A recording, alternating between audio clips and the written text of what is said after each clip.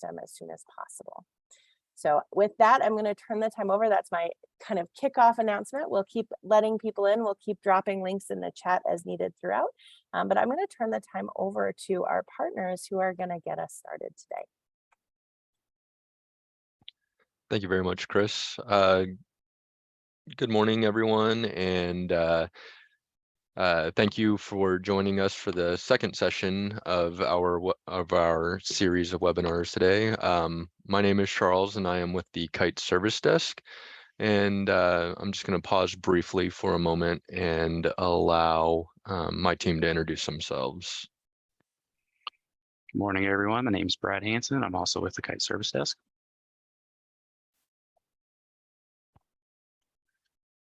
All right, perfect. So for our agenda today, we will be taking a deeper look into the Kite Educator portal, as well as Kite Student portal. More specifically, we will be discussing accessing and navigating the Kite Educator portal, roles for user management, setting up student accommodations for testing, the rostering process, which assigns students to teachers and subjects, how to access your students' usernames and passwords, monitoring your students' testing progress, accessing the student reports, requirements for installing the Kite student portal, student navigation within Kite student portal.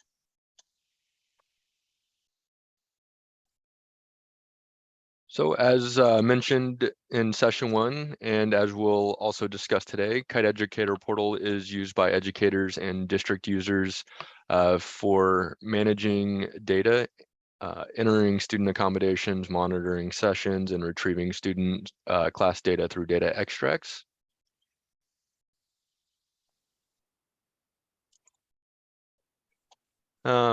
So we'll begin by introducing you to the Kite Educator portal. As Chris mentioned earlier, you may have received an activation email already, so that'll kind of point you to our website, but it is educator-testlet.kiteaai.org. Over to the right, we have the image of the Kite Educator portal login page. Once your account has been created, you will use your full email address for the username and the password that was set up when activating the account. You can request a password reset link to be emailed through to you if you have forgotten your password. And a quick note here, the account must be activated in order to use the password reset functionality. On the left here, you'll see the view of the Educator portal homepage. From top to bottom, we have the role dropdown that allows users with multiple locations and or multiple roles to easily switch between them. Below that is our blue navigation button set. These buttons and their submenus will take users through Educator portal, through everything Educator portal has to offer, including students, rosters, users, test monitoring, and data extracts. Below that and to the right is a link to My Profile, which contains personal account settings and allows for changes like password modification, display name, and viewing the user security agreement. Quick links are below that, and it provides users with some common shortcuts to specific commonly used areas. They are set by role. In the image, you can see this role example has links to rosters and extracts. The image to the right is the example image of our homepage with an announcement. Announcements are primarily used to notify users of upcoming dates or scheduled events, such as software releases or system maintenance, and are just another means of communication to reach everyone of need-to-know information. The Settings tab is where users will view and manage various types of data. The organization page allows users to view organization IDs and names, which is useful when uploading users and/or rosters. The rosters page is where users tie the students to their teachers and subjects. The students page is where users will view student data and modify the personal needs profile, which sets accommodations for the students. The users page is where everyone gets added to Educator portal and accounts are managed.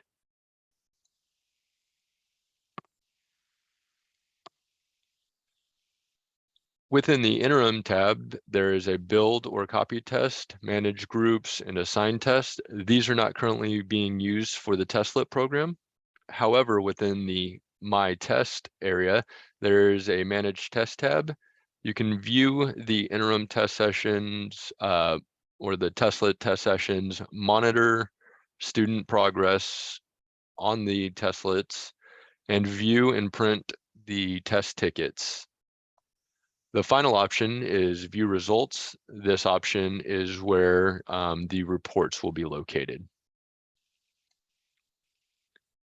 The reports tab contains several different extracts, such as the enrollment extract, the PMP settings abridged, the roster extract, and the user extract. These extracts are useful for maintaining data within the Educator portal. Extracts come typically in CSV format. There are a couple that come in XLS or Excel format. And it is recommended to use Excel to view and modify any of these extracts. However, it will work with numbers or Google Sheets as well. The help tab will be updated throughout as we identify more information to contain a frequently asked questions sections. So now that I've covered navigation, I'm going to pause briefly as I think some questions may have come in and see if we can have any that we need to address.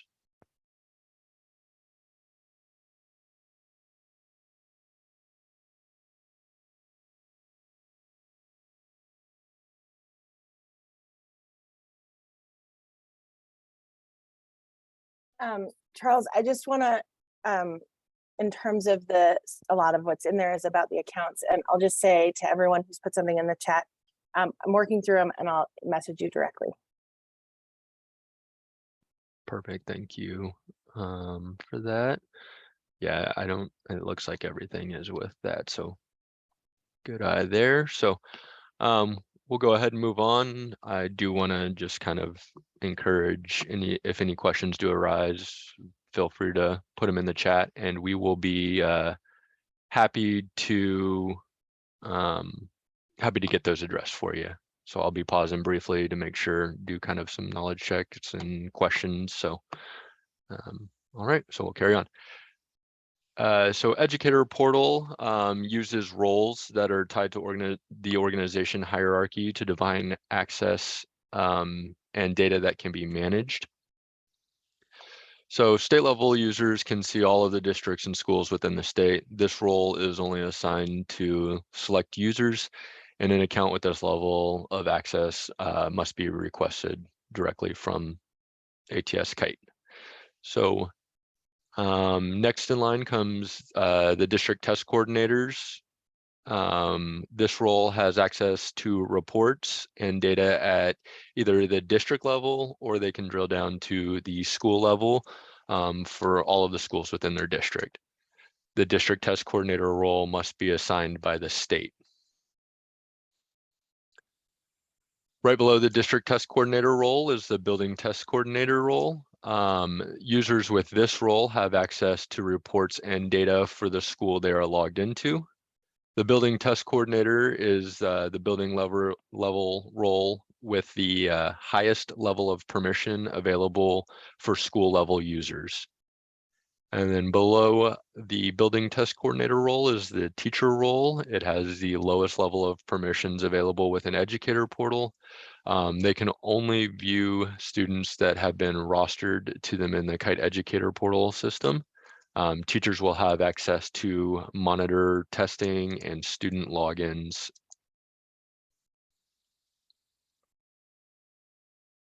So now we'll take a look at how users are added. There are two ways that users can be added, manually or through a user upload. The choice will often depend on how many users are being added. If you're adding, say, 10 or more, we'd probably recommend that you use the upload just for speed and convenience. But if you're only adding 1 or 2 or a handful, it may be easier and more efficient to use the manual process. So when manually adding users, you will first want to go to Settings, Users, Add Users. This screenshot is what you will see under the Add Users tab. You'll need to start by filling out all of the user informations with the red asterisk. Please note that with the rosters, which we will be covering soon, there is a utilization of the educator identifier.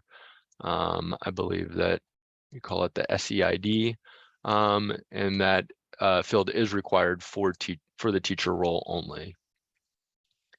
The next area we have is the organizations and roles selection. You will fill out the drop downs from top to bottom, first choosing the assessment program. Once you've filled out all of the drop downs, you'll click the blue Add button. You'll see the organization you selected in the table below. Double check all of that information, and then you'll click the Save button. Clicking the Save button before selecting the Add button will not perform both actions, so you may receive just a notification that says to add in all required information. I'm going to pause there. Chris, I don't know if you've been monitoring. Is there anything that we need to address with this? The only thing that I saw is a question that we'll get to later about the rostering itself. Perfect. Thank you so much. All right, so now we will move on to user uploads. So as mentioned previously, a user upload template is the recommended way to get groups of users into the system. If it's more than 10 users, you will use the template file that is downloadable from the users tab, from the upload users tab. That file can be found by clicking the blue question mark next to the file icon that you'll see around step 3. While filling out the upload template, it is recommended to use the Kite Educator Portal Manual Testlets Guide, which has a dedicated page that lists out the fields that are required and what to put in those fields. Once you complete this, you can submit using the Select File button, using the File Browse system, selecting your file, and then clicking the Upload button in step 4. The upload will process as normal, and then the status will update to completed, created, rejected, or failed. If your upload fails for any reason, within the user guide, you'll find kind of some more information on why it was rejected. You can click the file icon to the right to open the CSV and get more explicit information on what errors were encountered. And we'll pause there again to see if we have anything. And it looks like we are still good. So now we'll go on to roster management. Rostering is a key process to the test administration. In the next couple of slides, we'll go over the overview of rosters and the management of them. So while enrolling the students will create their accounts, this does not include the necessary subject or teacher connection. Rostering is the process that provides our system with the subject the student will take, as well as allows the teacher to be able to view the students. So when these rosters are created, teachers can then access the login information, monitor the test sessions, as well as update the personal needs profile to set accommodations within Educator portal. So similar to users, we have two different ways to create rosters. We have the manual way, which utilizes Educator portal's user interface, and it allows users to click through, define dropdowns, and build the roster step by step.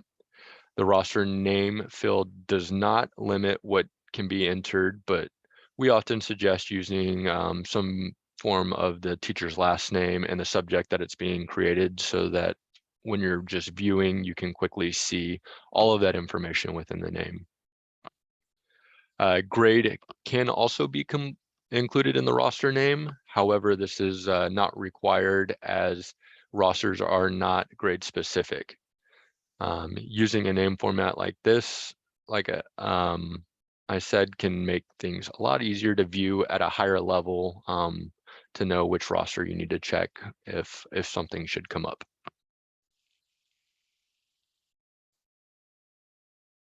The next two steps will include selecting the educator. The list of educator, or the list of users in that dropdown, are all of the users who have the role of teacher on their account. Rosters can only have one educator assigned to them at a time as well. So once you've got the teacher selected that you want, you select any or all of the students by placing a checkbox next to the student information. You can select all by choosing that one that's in the header between state student identifier and last name. Once all of the students that you want on that roster have been selected, click the save button, and that will create the roster. Charles, while you're paused, just really quickly, if I can get attention to Katie and Kurt, I just put a question in the chat of one last piece of information I need.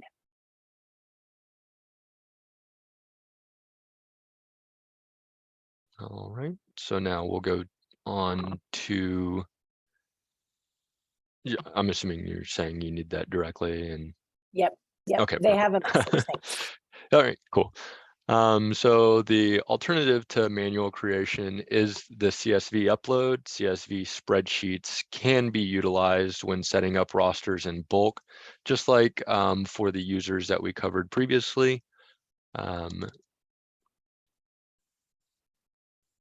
This would allow for one upload to have all of the needed rosters for a school to be uploaded at one time.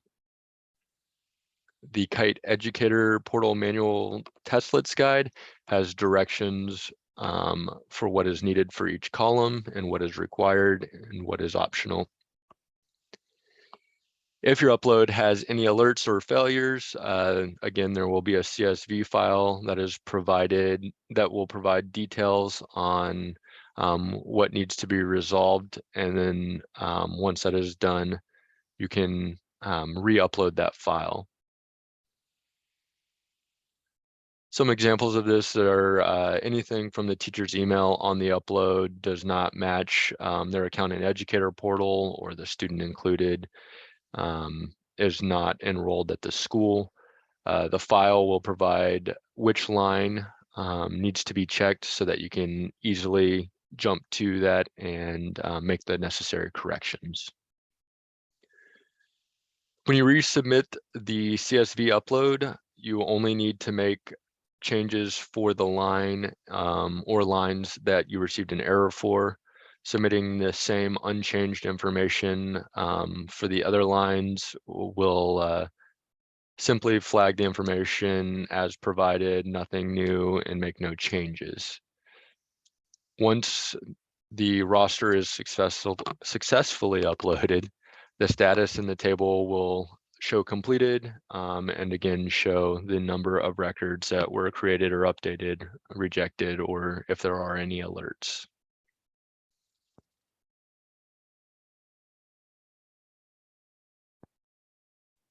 So the view roster page, editing rosters can be done manually or using the CSV upload. Manual edits can be done by opening the roster from the view rosters page under settings, rosters, view rosters. The educator and students can be changed by using the drop downs or checkboxes for the students and then just clicking save.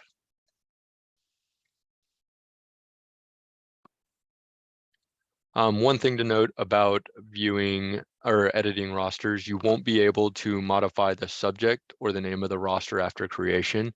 If you need to change the subject of a roster, you will need to build a new roster outright. You would want to remove the wrong roster by unchecking all of the students in the checkboxes and clicking save. And now, before we move on, I will pause to see if there are any questions about anything that we've covered, users or rosters.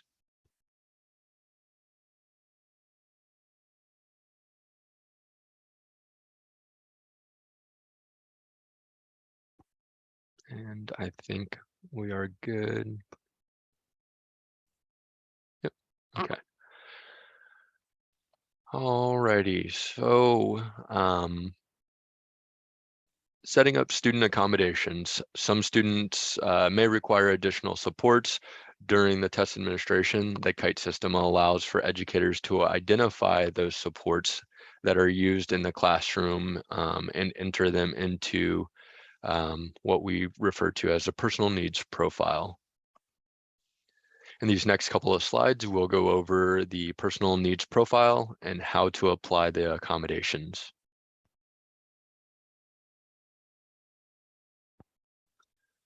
So the personal needs profile, or PNP, should be set 24 hours before beginning an assessment or planned beginning of an assessment, as some accommodations, such as text-to-speech or keyword translation display, may take more time to generate the correct form.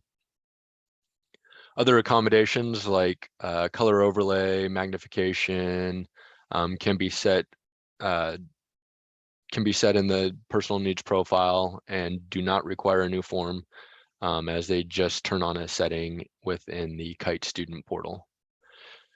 PMPs can be entered manually or through an upload as well. To navigate to set accommodations for students in the PNP, you would go to settings, students, view students, select the needed organization from the drop downs and click search.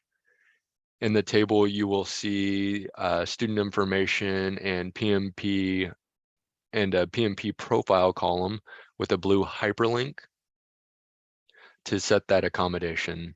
You'll click on that to set that accommodation. Alternatively, you can upload, you'll see upload PMPs in a separate tab, but we'll go into that in a little bit more detail later. In the PMP column, there are two statuses that you may see, either no settings, if there have been no customization has been made, or you'll see custom if the student has an accommodation set.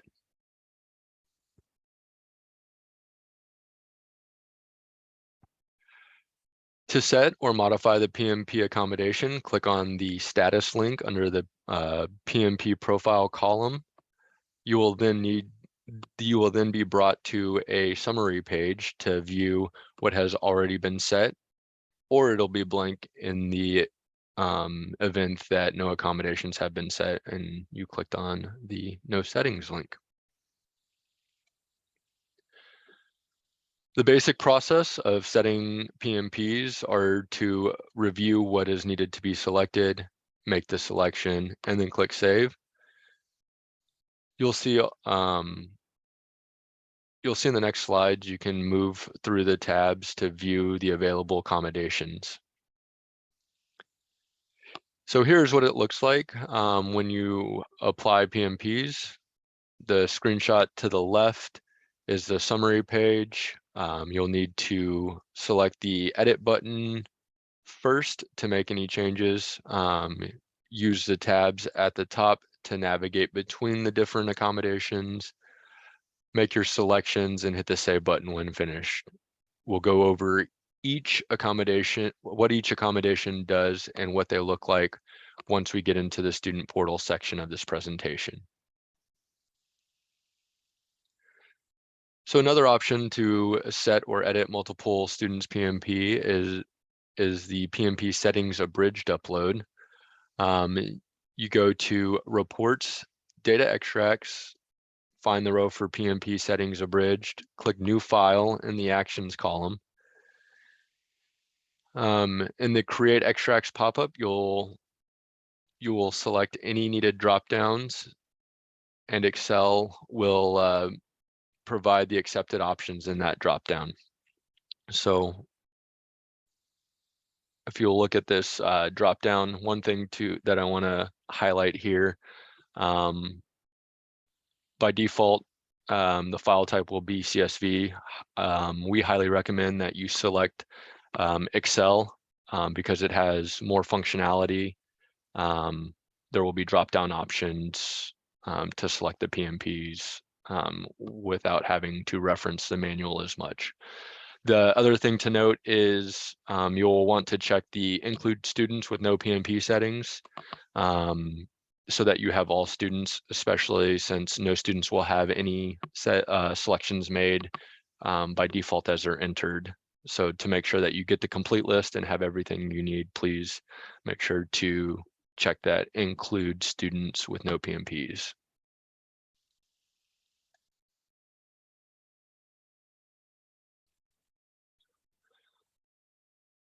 So once all of the changes have been made to the Excel file, you'll save that.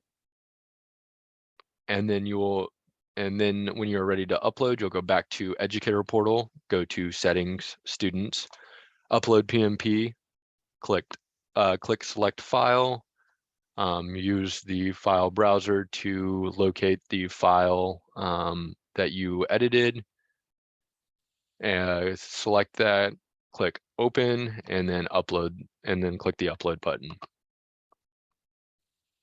The file will first start in pending status. It may then switch to in progress, and then it will come back as completed. And again, similar to the other uploads, you may see it'll let you know how many have been created, updated, rejected, or if there's any alerts needed for the file.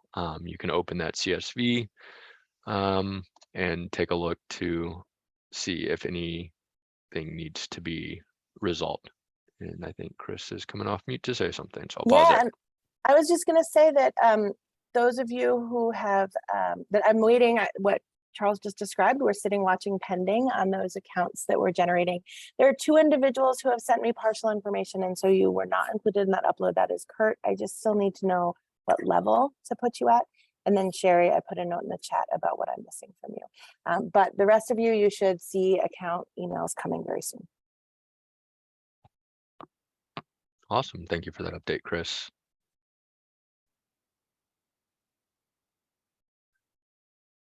All right, and scanning the chat, looks like we're still mostly getting users set up, so haven't seen anything else that we need to address just yet. So we'll go ahead and move on to retrieving the student logins. The next step in test administration process, once all of the users, students, rosters, and PMPs are set and everything looks good, will be to get your students logged into student portal. So in order for that to happen, test administrators need to retrieve the student username and passwords so that they are ready for students to log in. Student logins for the test slits can be found under the interim tab. So there's, if you go to interim, my test, manage test, click search, select a row, and clicking on the tickets button located at the bottom of the grid. This will download a PDF with student logins for any students who have been assigned a testlet. You can also access the student username and passwords from the extracts tab. So that's under reports, data extracts, and we will get to that here in the next few slides. So from the reports data extracts, you'll find the row for the usernames, student usernames and passwords. Once the extract has processed, a CSV or PDF icon will appear next to that row, along with the date that the extract was requested. As you can see, the format will vary based on how you would like this data retrieved. There are selections for CSV if you prefer to do it in Excel, or PDF if you want to print those off, cut them out, and provide them directly to the students. If you are downloading them as a PDF, they will print 6 students to a page, and you'll just cut along the dotted lines, and you have a pre-made ticket that you can hand out directly to the students. One thing that I want to note, the student username and password will stay the same throughout the school year. So that is not something that is that changes per administration. So if you get those tickets in PDF and then collect them back, you can reuse them for the next time that you're going to test your students. We'll move on to monitoring test sessions. Educator Portal offers the ability to monitor test sessions. In this section, we'll show you how to monitor and view the progress of your students. When monitoring tests, you will be able to see which students have started the test and whether they have completed various sections of the test. For monitoring, we'll go to interim again, my test, manage test. From there, you'll select the section that you would like to monitor.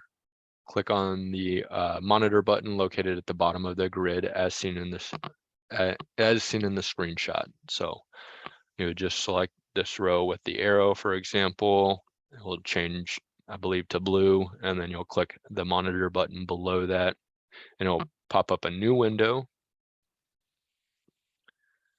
So on the monitor test session overlay screen, it will list all of the students' names and show the overall status, which indicates whether or not the student has started the test. So you will see a couple of statuses there, unused, in progress, or complete.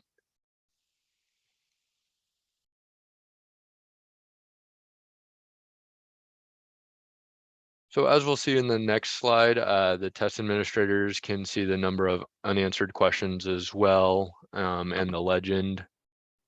If there are any unanswered items, the test administrator can see which specific item has not yet been answered for individual students. As a note or suggestion, many educators will have students wait to submit the test until they can confirm everything is answered.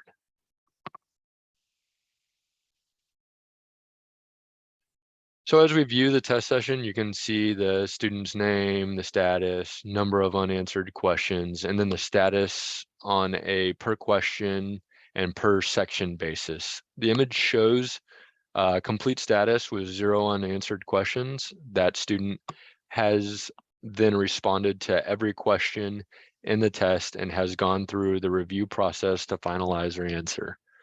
This is what test administrators will see once the test has been submitted and all items were answered. The student on the bottom row has a status of unused, and progress is NA under the number of unanswered item in the unanswered items column. This status indicates that the student has not started the test. Make sure to check the legend at the bottom as it corresponds blue circles on each column for the items. They represent individual questions. The test shown for these students has 2 sections with 2 items each, just so that we could fit everything into this screenshot, so that you could get a good idea of what different administrations or sections will look like. The questions were answered, unanswered, overall status, and number of unanswered items. So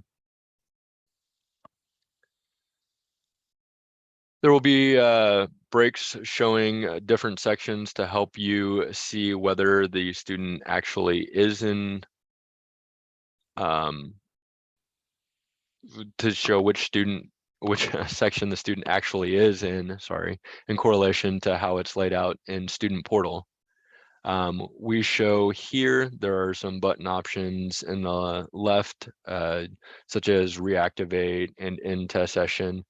While the test will automatically end after the student completes it or after a set period of time, it may be necessary to reactivate the test session.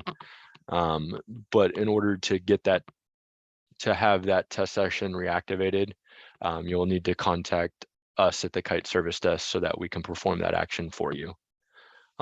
Before we move on, I'm going to pause there to see if any questions have come in about monitoring sessions, data management, or any of that before we move on. And it looks like I'm not seeing any questions, so.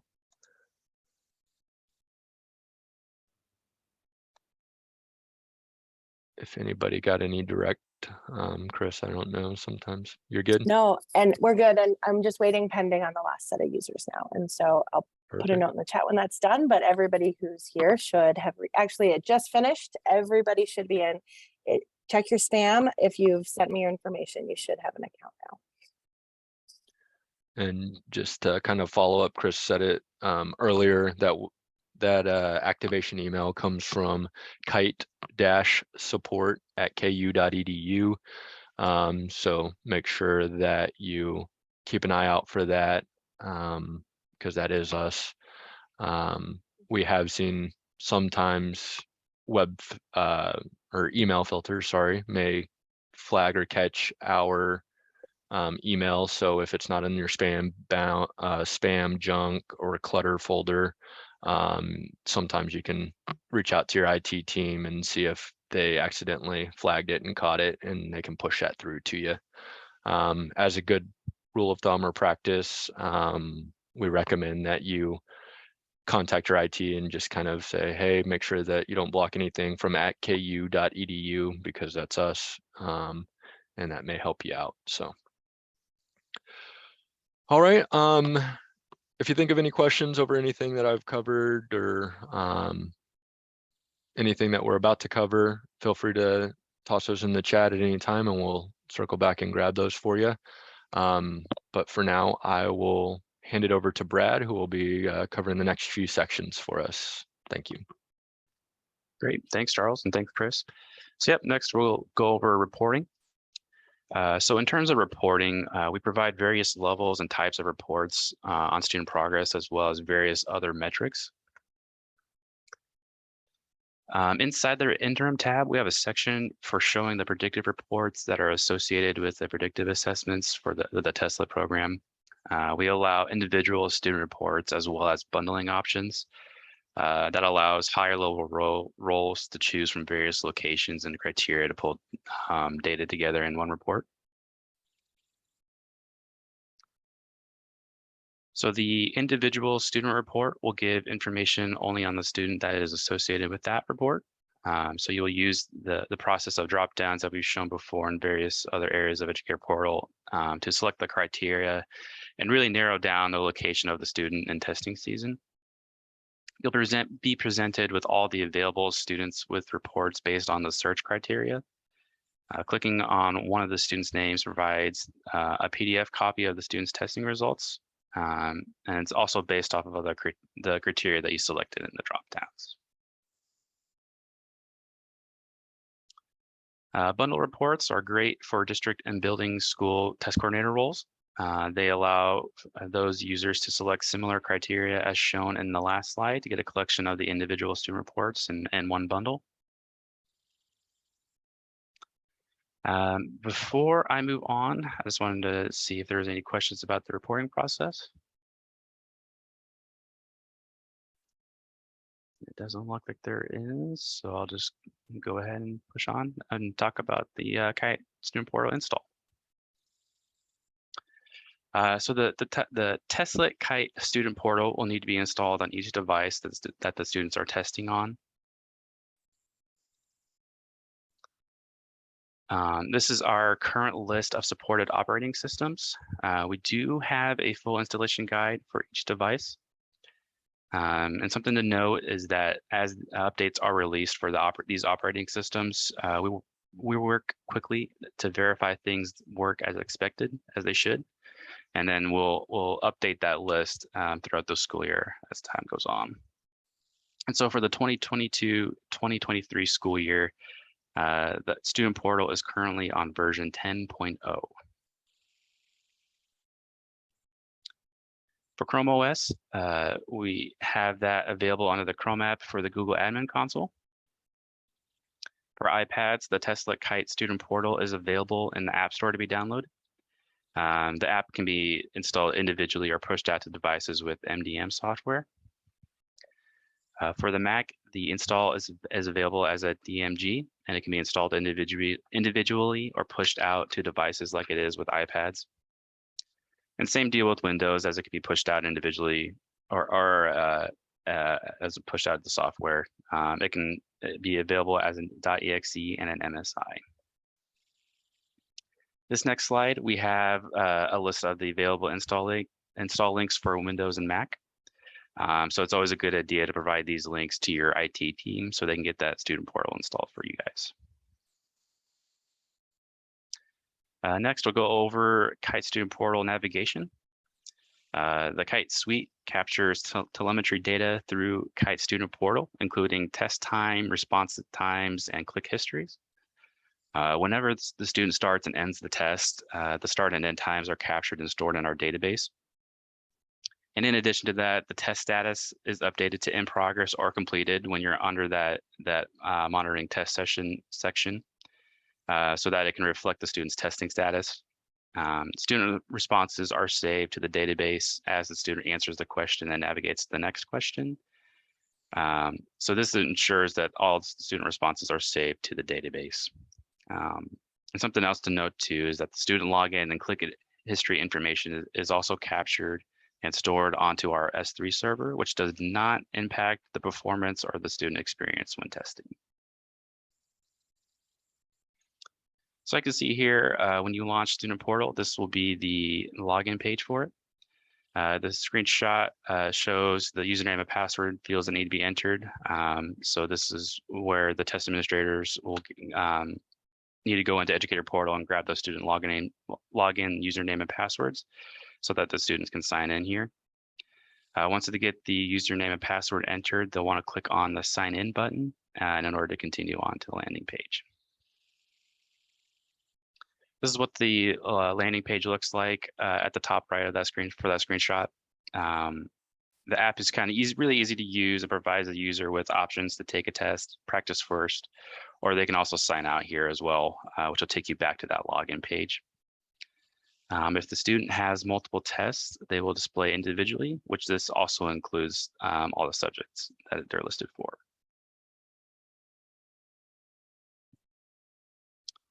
And before I move on to further navigation, do we have any more questions?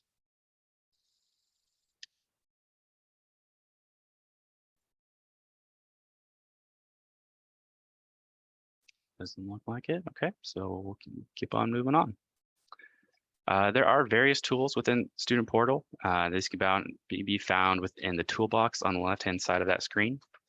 If the text-to-speech is set within the PNP profile, The play forward and back controls will be available at the bottom of that screen, as you can see. In the upper right-hand corner, there is a help icon that will provide the student guidance on how to answer the question. There is also the flag icon to mark items for review for later on. In the bottom right, there are the navigation buttons to move through the test. And then additionally, the navigation bar at the top of the screen allows a specific question to be selected, and the student is then brought to that question. So the text-to-speech accommodation allows the student to select the green play button at the bottom of the center, like I mentioned previously. This allows the text to be read aloud. The buttons on either side allow the student to skip ahead or reply to sentences in the sections. The text will highlight in yellow as it's being read to show what is being read. And additionally, sentences or portions depending on the question type. The help button displays additional information about how to manipulate and respond to the particular question type, although this does not cover the content itself. And so to exit out of the help window, all the students need to do is just select that X at the top right. The save button will save the testlet and all of the work that has been completed so far. So this is pretty useful if the session needs to be interrupted at any point during testing. And then once that's saved, the students can pick up where they left off once they get back into the test. During testing, the student will have tools to track if they need to come back to a question. We provide a system of flagging, as you can see with that red flag on item 10 here on the screenshot. Students can then flag the question using that flag icon at the top right to mark items for review later on. And at the end of the test session, the student will be provided with a review of their work, and each question will have a similar box system to allow the student to visualize where they may want to return to before ending the test fully. When the student has completed testing, they are brought to the review and end page. This allows the student to view which questions have been left unanswered and which is flagged for review. And this also displays which questions have been answered as well. Students can select the question number in the Your Progress section, and they'll be taken to that specific item in the test. And then once the student has reviewed all their answers, they'll want to click on the End button. They will receive a confirmation screen that they are ending the test. And once that's confirmed, the student will be taken back to the landing page. And so once testing is completed during that session, or if there's no more tests to take during that time, the students will want to log out and close Kite Student Portal. This process looks slightly different depending on the device, but for PCs, Macs, and iPads, once the test session has been ended, you want to make sure to select that Sign Out button first, or you can click the Close Kite button, or just click the Sign Out button if there's another student that will be testing on that device.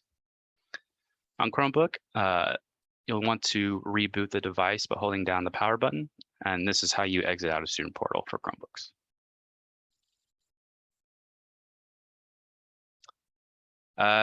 In case there is internet connection or testing interruptions during testing, the progress will be automatically saved.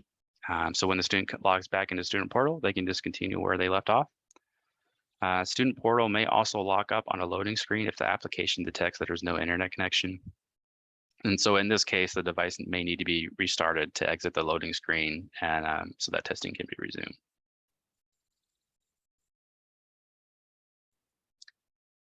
So should Kite Student Portal lock up or display an error message on any device, you may need to quit the application by entering the quit password. So this can happen when Student Portal is not closed out properly, or like I mentioned earlier, or in the previous slide, if there's no internet connection when you launch the application. To obtain the most current quit password, you will need to contact us at the Kite Service Desk.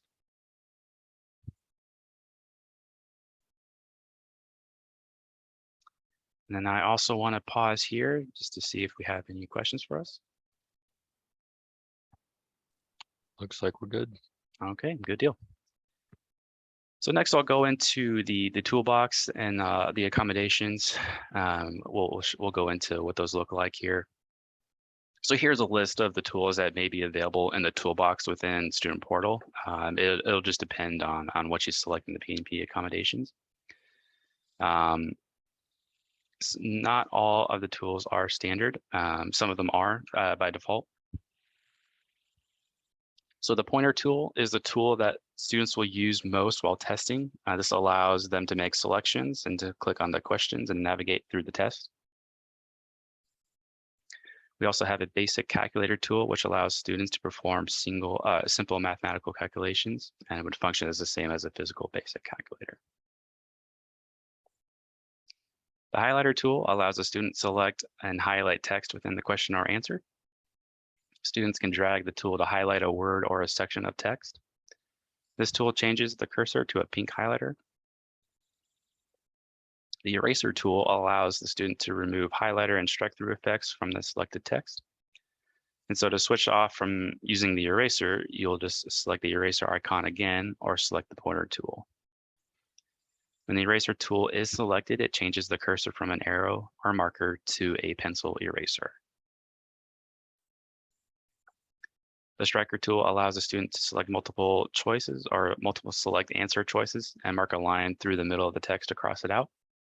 The striker tool changes the cursor from an arrow to a blue marker. Clicking the answer option again will unstrike the item, or if the student uses the pointer to select the answer, it will also be removed as well. The guideline tool displays a yellow line that the students can move horizontally through a text passage. This tool changes the cursor from an arrow to a yellow line when the cursor is over a passage, so you don't need to click on the mouse to keep it active. To switch off from the guideline tool, you'll just need to click the guideline icon again or select the pointer tool in the toolbar. Something to note for iPads when using this guideline tool, students will just need to use their finger to press and hold the guideline to use it. The magnification tool allows a student to enlarge the screen during a test. Students can click on a magnification level or use the magnification glass to zoom in and out. Once magnification is set, it will remain on while viewing and answering the questions or until the student changes the magnification or if it turns off. The color overlay tool allows a student to change the background color of the test. And so you can see the available color options here in the screenshot here. The standard background color is white. The color contrast tool allows a student to change the color of the assessment font and the background color. The upper left portion of the circle indicates the text color, and the lower right portion of that circle indicates the background color. The reverse contrast tool allows a student to change the background to black and text to white. And then the masking tool allows a student to mask or cover part of the test. And so after a student clicks the masking tool button, the black box will appear on the screen and the student can move the masking box by dragging it to different areas of the screen. So that allows the student to cover any answer choices that they may want covered. And so at this time, we'll just kind of wait and see if there's any questions that you guys may have for us.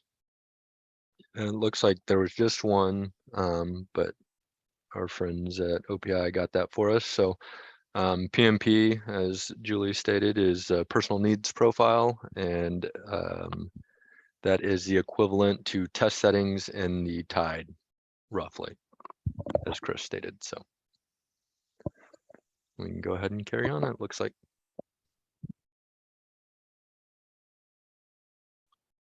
Sounds good. So here we have our contact information.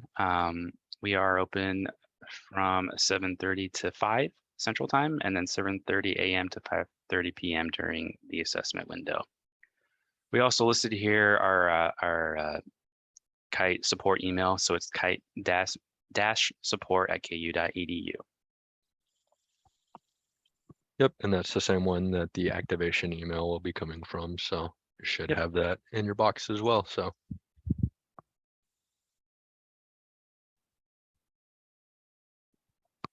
And we'll just leave this up for just a few more moments. Chris, you got something to say? I just wanted to say I'm so thankful for all of you being here learning with us about this. And I know that it was a lot of information all at once. And my hope is that for those of you who have been doing this in our other testing systems, that you kind of felt like some of this was familiar. I think we had the question in the chat about the PNP, and that it's very much the same as our test settings in Tide, but has some different language. And so I just appreciate everyone being here and taking the time to learn about the nuance of this system and how it's going to interplay with the rest of our work. And I'm just grateful, those of you that provided your information, we were able to get your accounts created. I think we have just one person that we're still working on a tech issue for. So thank you so much for being here today. We are so grateful to have strong partners in this work that are committed to doing this together and learning more about how we can best meet these kids.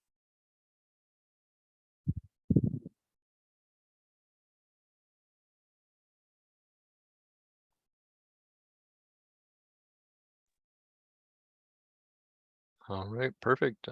Well, thank you for that, Chris. We will kind of hang in there just a few moments longer if you're trying to type out any questions or anything. There's a lot of data that we covered today, and so if you have any questions, we're always here to help you. So feel free to reach out to the Kite service desk. We'll get those answered for you. And we are equally excited to partner with Montana as well as New Meridian to make sure that we have a great delivery of this pilot. So I'll open the floor to if anybody else would like to say anything there.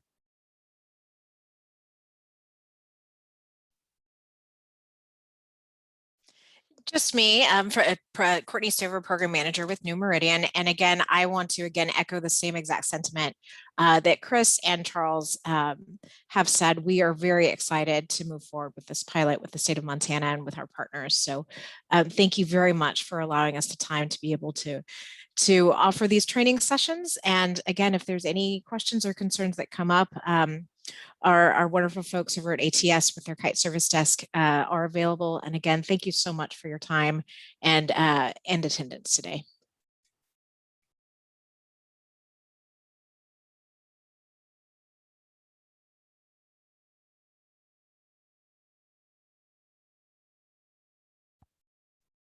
All right, so just to kind of close things out there, as Samantha put in there in the chat, the slideshow and recordings for both trainings will be uploaded. There's a tip sheet as well, and as well as many other resources. So grab that link from the chat, and I think that we are good.